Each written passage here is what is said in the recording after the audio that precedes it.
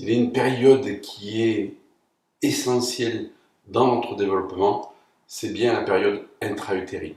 Et pourtant, on en parle très peu, on n'en a pas forcément conscience que nous sommes imprégnés, conditionnés déjà dans le ventre de notre mère. Restez avec moi. Bonjour, c'est un grand plaisir pour moi de vous retrouver pour cette nouvelle vidéo. Si vous n'êtes pas encore abonné donc à ma chaîne YouTube, n'hésitez pas à le faire dès maintenant et à cliquer sur le pouce et sur la cloche.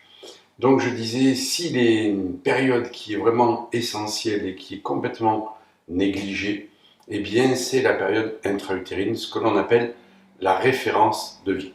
Ce que nous vivons depuis notre naissance jusqu'à ce jour, c'est ce qu'on appelle l'expérience de vie. Nous venons expérimenter de manière matérielle dans notre vie eh bien, des choses, des circonstances, etc.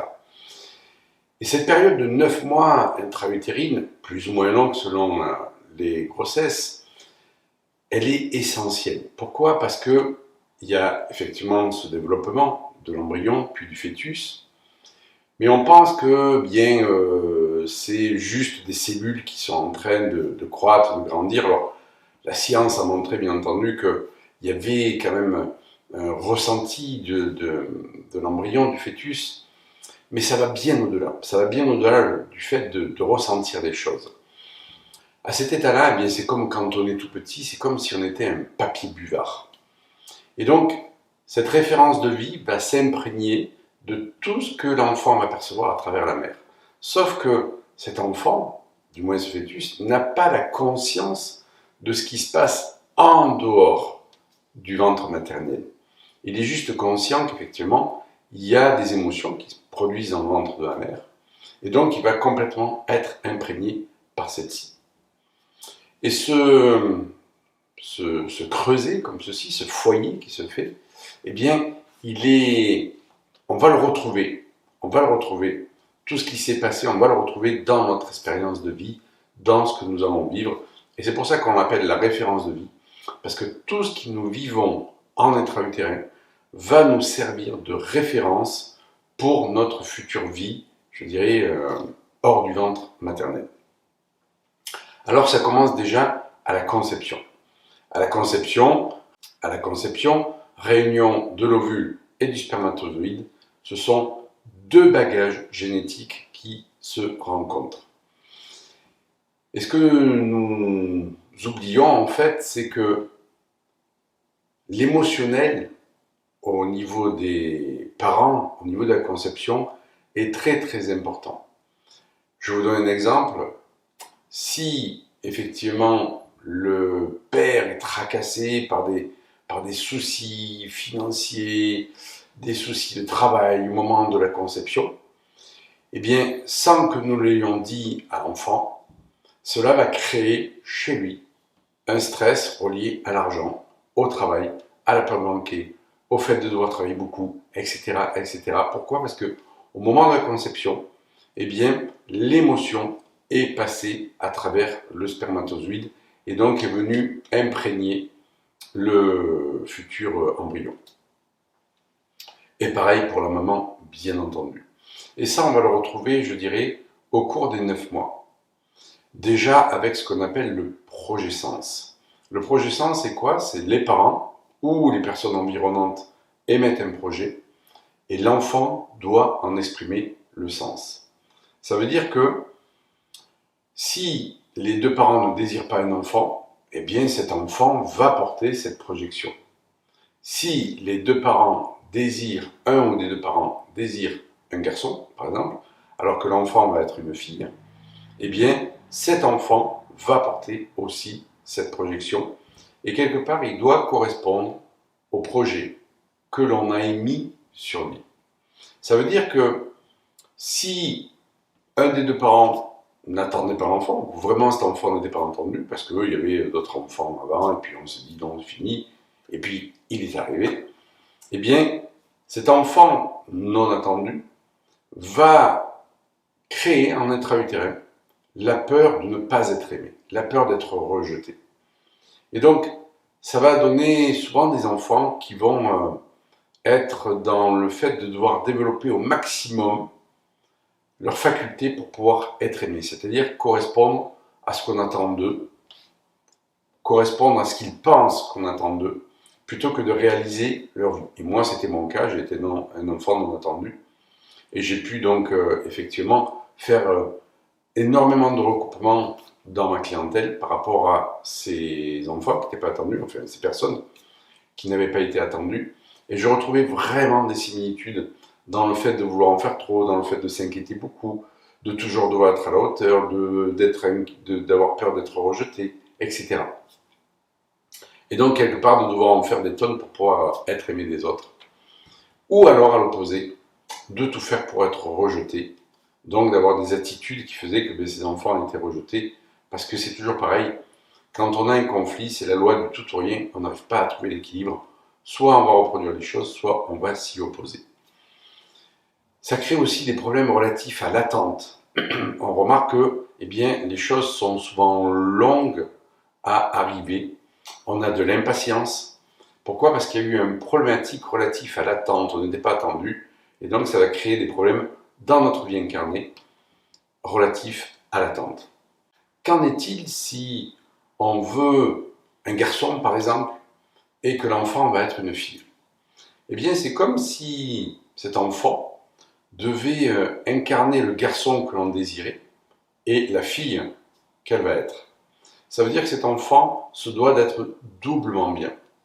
Et pour ce faire, ce sont la plupart du temps des enfants qui vont se mettre la barre très haut, trop haut, et qui vont développer soit un stress énorme à devoir toujours être à la hauteur, soit dans leur esprit la barre est tellement haut que ça ne vaut pas la peine de faire des efforts, je n'y arriverai pas.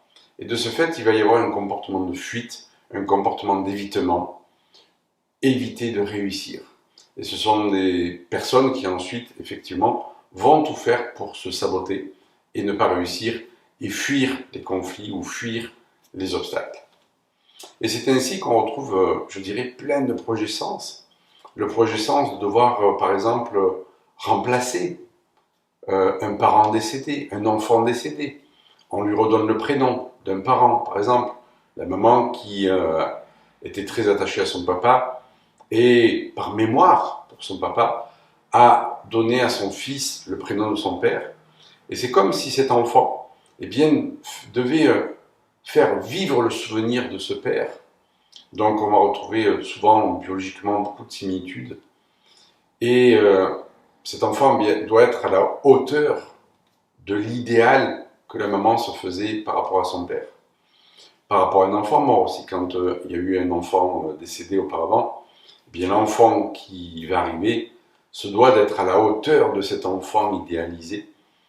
Et il arrive, je dirais, quelque part sur les cendres de cet enfant disparu. Et donc, il y a toujours une tonalité relative à la mort qui est derrière. Soit aspiré par la mort avec une tendance à pouvoir déprimer, soit au contraire montrer que lui, il est en vie et déployer des processus, je dirais, d'hyperactivité ou d'aller frôler la mort pour montrer justement que lui, il est en vie et d'aller dédramatiser la mort, cette mort qui a tant marqué les parents. Donc vous voyez que c'est une période qui est très importante, on la néglige beaucoup. Donc cet enfant qui est là, qui est en train, ce fœtus qui est en train de grandir, il est comme un papier buvard, il va être imprégné de tout ce qui va se jouer au travers de la maman et au travers du papa. C'est ainsi que j'ai pu recevoir, je me rappelle cette histoire, une personne qui divorçait de son mari parce que les travaux à la maison duraient trop longtemps. Et j'ai trouvé sa réaction disproportionnée par rapport au motif qu'elle m'exposait. Et en fait, en allant creuser comme ceci, je me suis aperçu que quand elle était dans le ventre de la mère, sa mère avait souffert énormément, je dirais, d'une maison qui était toujours en travaux, avec de la poussière de partout, des bâches de partout, de la peinture qui n'était pas finie, de l'outillage, et donc elle n'avait pas eu le confort qu'elle voulait quand elle était enceinte. Et donc, cette personne qui était venue me voir, qui était fœtus dans le ventre de sa mère à l'époque, avait été fortement imprégnée par tout ceci. Et c'est comme quand son mari a attaqué les travaux dans la maison, alors que ses enfants à elle étaient grands, eh bien, elle revivait cette période intra-utérine qui était insupportable pour la maman. Et donc, pour elle, c'était beaucoup trop, ça a explosé, et ça fait exploser son couple. Donc, effectivement, vous allez dire, oui, mais on ne va pas divorcer parce qu'il y a des travaux depuis quelques mois. Pour elle, c'était tellement conditionné en profondeur dans son ADN et dans son inconscient que la charge n'était pas possible. Alors, bien entendu, on a déconditionné ceci, ça a permis d'améliorer les choses, mais ce qui permet de comprendre qu'en fait, nous pouvons avoir des réactions disproportionnées et que nous ne comprenons pas. Et souvent, nous disons cette phrase, c'est plus fort que moi. C'est plus fort que moi, je ne peux pas faire autrement, ou c'est plus fort que moi, je suis obligé de faire ça. Et quand c'est plus fort que nous, eh bien, il faut aller se pencher sur cette période intra-utérine. Il faut aller se pencher aussi sur nos mémoires transgénérationnelles qui nous conditionnent énormément aussi, puisque quand le spermatozoïde et l'ovule se rencontrent, ce sont deux arbres généalogiques qui viennent créer une histoire commune. Et nous sommes, bien entendu, le résultat de ces deux arbres généalogiques, de cette conception, de cette période intra-utérine. Tout ça pour vous dire que s'il y a des choses qui sont là, des schémas répétitifs dont vous n'arrivez pas à vous débarrasser, qui sont plus forts que vous, eh bien c'est peut-être le moment de se dire, tiens, qu'est-ce qui s'est passé quand j'étais dans le ventre de ma mère? Alors c'est pas toujours facile à récupérer comme information, parce que soit les parents ne s'en souviennent pas, soit ils ne sont plus là, soit vous n'avez pas connu vos parents. Et c'est ainsi qu'on aborde souvent ce qu'on appelle la gémellité intra-utérine. Cette gémellité intra-utérine, c'est quoi? Eh bien, ça peut être les parents qui attendaient l'enfant dans un sexe, et cet enfant qui arrive eh bien, dans le sexe opposé. Et ça crée ce qu'on appelle une gémellité virtuelle. C'est-à-dire que je me dois d'être la fille, je me dois d'être le garçon. Et donc, de ce fait, c'est comme si j'étais deux. Mais il n'y a pas eu quelque part, je dirais, de jumeaux en intra-utérin. C'est pour ça qu'on appelle ça une gémellité virtuelle. Et il y a l'autre cas où en fait, eh bien, deux ovules sont fécondés, deux embryons se développent et il y en a un qui s'en va, soit phagocyté, soit expulsé. Et donc, il y a un qui reste et qui va continuer donc à grandir dans le ventre de la mère et va développer, pour la plupart du temps, un fort sentiment de solitude et de culpabilité. Culpabilité parce que moi je suis resté et l'autre est parti. Et ça crée donc chez les enfants et puis ensuite en tant qu'adulte une sensation de manque, une sensation aussi de devoir remplir la vie de deux personnes, d'en faire beaucoup parce que quelque part je dois vivre aussi par culpabilité la vie de celui qui est parti puisque je me culpabilise d'être resté. Il y a un sentiment de vide, un sentiment de toujours avoir l'impression qu'il nous manque quelqu'un ou quelque chose et qu'on va aller chercher à l'extérieur en fait. Et ça, c'est souvent le signe d'une gémellité qui s'est produite, mais qui n'est pas aboutie, qui n'a pas abouti. On appelle ça une gémellité non aboutie. Et donc, vous voyez que dans le ventre de la mère, il peut se passer des tas de choses. La perte d'un des parents, la perte d'un être cher. C'est ainsi que j'ai eu, moi, en tant qu'ostéopathe et kinésiologue, on m'a amené beaucoup d'enfants qui avaient des torticolis, qui naissaient avec des torticolis, comme ça, le torticolis du nouveau-né, qui était suivi en kiné par des ostéos, et moi j'allais travailler l'aspect psycho-émotionnel. Et ce que j'ai pu remarquer, c'est qu'en fait, eh bien, il y avait automatiquement ce conflit d'avoir perdu quelqu'un de vue. Soit parce que la mère ou le père s'était fâché avec un ami d'enfance, je l'ai beaucoup retrouvé, avec un frère, avec une sœur, avec le décès d'un des parents, et en fait, souffrait d'avoir perdu cette personne de vue. Et ça crée quoi chez ces enfants? Eh bien, un problème de torticolis. L'enfant exprimait en fait le conflit d'un des deux parents, de chercher, mais de ne pas trouver cette personne perdue de vue, et l'enfant naissait donc avec, je dirais, ce cou qui était bloqué, et selon l'orientation du coup, selon le côté sur lequel il était bloqué, j'arrivais à deviner de quel ordre était la personne disparue, si c'était un parent, si c'était un ami, si c'était quelqu'un au niveau professionnel qui était proche, etc. Je l'ai même vu aussi sur des parents, enfin sur des enfants, dont un des deux parents avait perdu son travail. J'ai perdu de vue mes collègues, j'ai perdu de vue l'ambiance, je ne sais plus où j'en suis au niveau des repères, il faut que je recherche un travail. Donc vous voyez comment on peut, l'enfant, enfin le fœtus, est très imprégné en fait par cette période intra-utérine.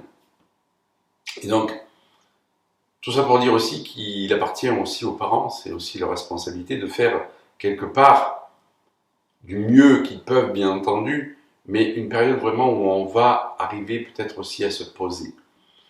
Pourquoi? Parce que l'enfant est aussi conditionné par le fait que, eh bien, la maman travaille peut-être beaucoup trop, et quelque part, c'est comme si l'attention de la maman n'était pas assez dirigée vers cet enfant, et beaucoup trop vers son travail. Schéma de reproduction ou schéma d'opposition, l'enfant a beaucoup de chances d'aller, je dirais, enfin de chance, va plutôt avoir cette tendance à reproduire la même chose, c'est-à-dire toute l'orientation est vers le travail et pas vers les relations, par exemple amicales ou amoureuses, ou tout au contraire, je vais développer les relations amicales, affectives, etc. Et le travail, c'est quelque chose qui ne va pas m'importer. Et du coup, je vais fuir le travail. Parce que j'ai tellement souffert en étant dans le fœtus de cette maman qui ne prenait pas le temps de me remarquer, de me regarder, de prendre du temps avec moi pour communiquer.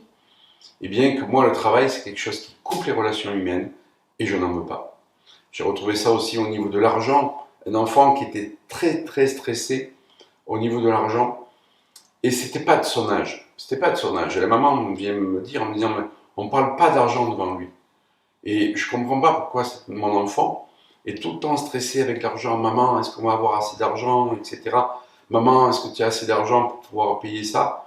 Je dis mais l'enfant il a 5 ans, il s'occupe de choses dont on parle même pas à la maison.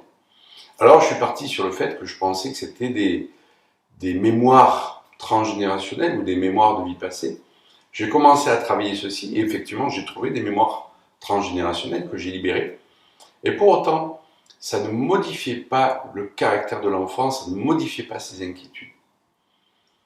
Et donc je suis allé voir la période intra-utérine et là j'ai vu le projet sens des parents qui avait été en fait de faire cet enfant, et oui, pour les allocations familiales.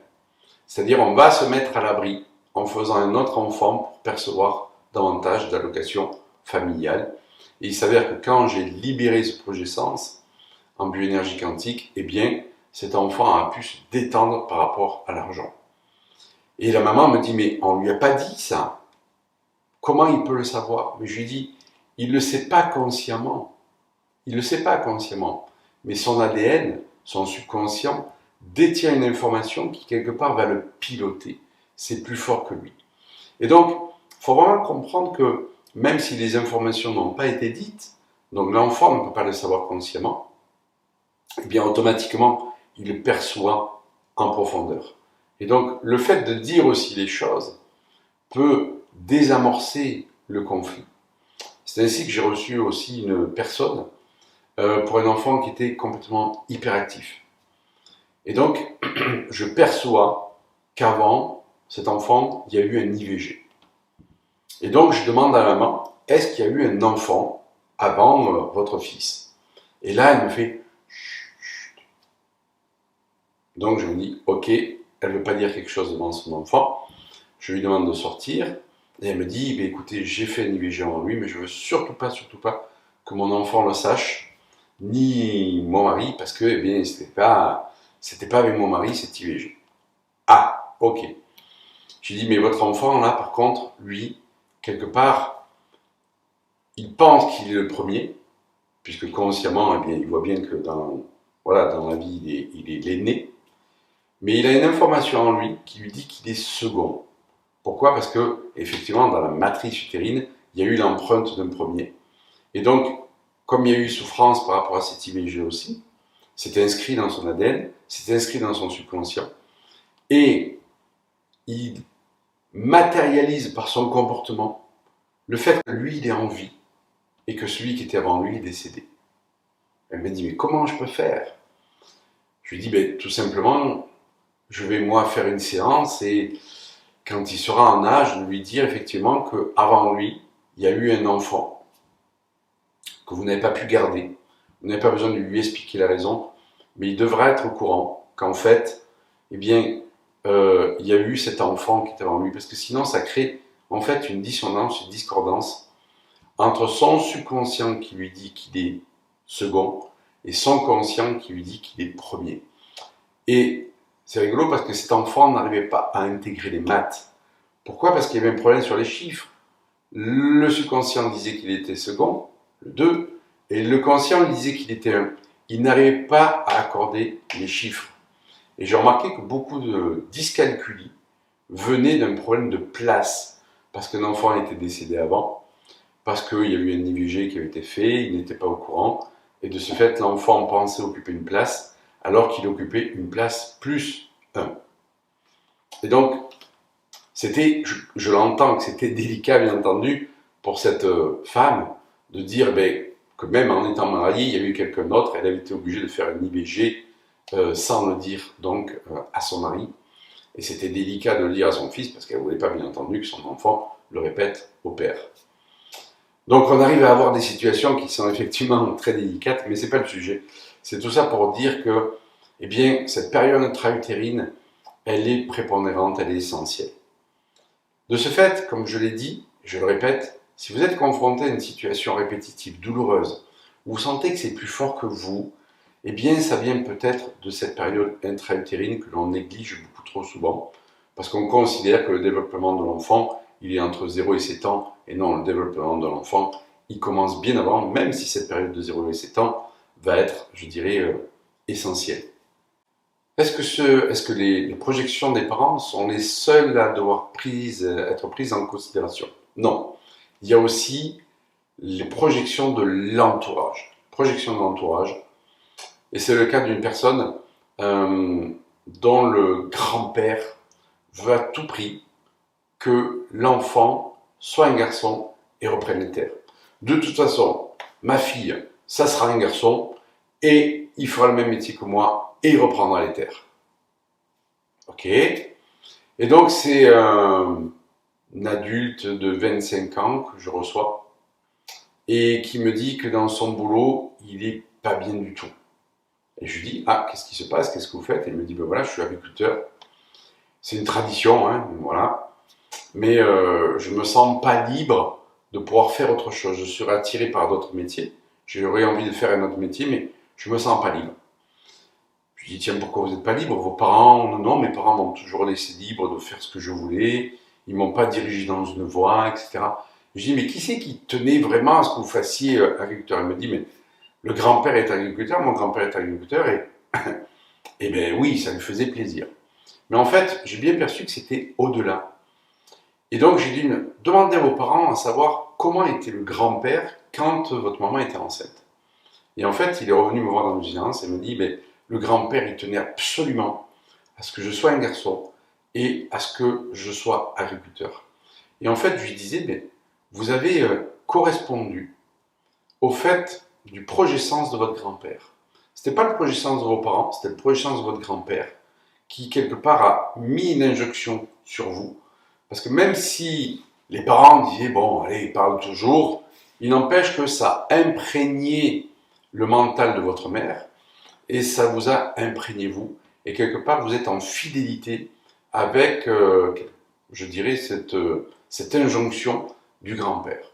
Et donc, on a libéré l'injonction de façon à ce qu'il puisse désobéir à cette injonction et, quelque part, décevoir le grand-père, bien oui, et aller vraiment vers ce qui l'inspirait. Est-ce que ça a été facile? Non, mais en tout cas, il y est arrivé. Mais il était complètement pris par cette injonction, par ce fameux projet sens. Et donc, la question que je vais vous poser, là, c'est, à votre avis, quel est le projet sens que vous avez reçu? Pour ma part, j'étais un enfant non entendu, donc il n'y avait pas de projet sens. Projet sens, il était inexistant puisque les parents n'émettaient pas le projet. Par contre, j'ai eu cette peur intra-utérine de ne pas être aimé, de ne pas être accepté, de ne pas avoir ma place. Et c'était important pour moi, pendant longtemps, de tout faire pour être aimé, de tout faire pour que je ne sois pas rejeté, de tout faire pour qu'on soit fier de moi, en fait. D'être quelque part irréprochable, même si je ne le suis pas, je vous rassure. Mais c'était ce que je voulais atteindre. Donc ça donnait cette notion, vous savez, de perfectionnisme. Quel est le projet que vous avez reçu? Peut-être que vos parents, pardon, pas vos enfants, vos parents vous ont fait dans l'amour, n'avaient pas de désir sur vous, c'est un garçon, c'est une fille, et c'est ok, vous étiez attendu comme le Messie, et que votre projet, eh bien, il est ok.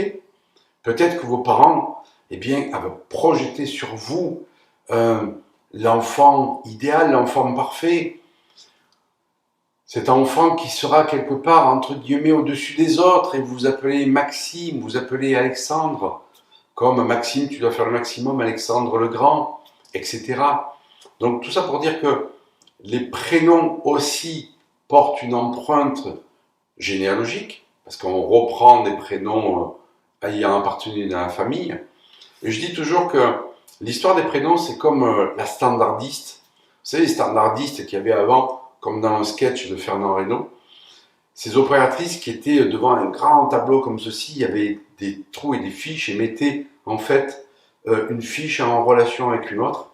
Eh bien, si vous portez le prénom d'un grand-père, d'une grand-mère, d'un arrière-grand-père, d'une arrière-grand-mère, ou d'un enfant qui est décédé, eh bien, vous allez mettre en lien, comme ceci, deux histoires. C'est l'inconscient qui met en lien deux histoires. Et donc, les prénoms sont importants. C'est ce qu'on appelle quand les prénoms signent la différence. Quand ce sont des prénoms comme Dominique, par exemple, masculin, féminin, n'y avait-il pas l'attente des parents derrière de vous attendre dans le sexe opposé, par exemple? Que porte votre prénom? Est-ce que c'est un prénom composé? Prénom composé avec Jean-Pierre, Jean-Marie, Jean-Marc. Jean, quand on, dans le langage des oiseaux, et qu'on modifie, eh bien c'est un anagramme d'ange. Est-ce qu'il n'y a pas eu un ange, donc un enfant décédé à la base, dont vous reprenez la mémoire?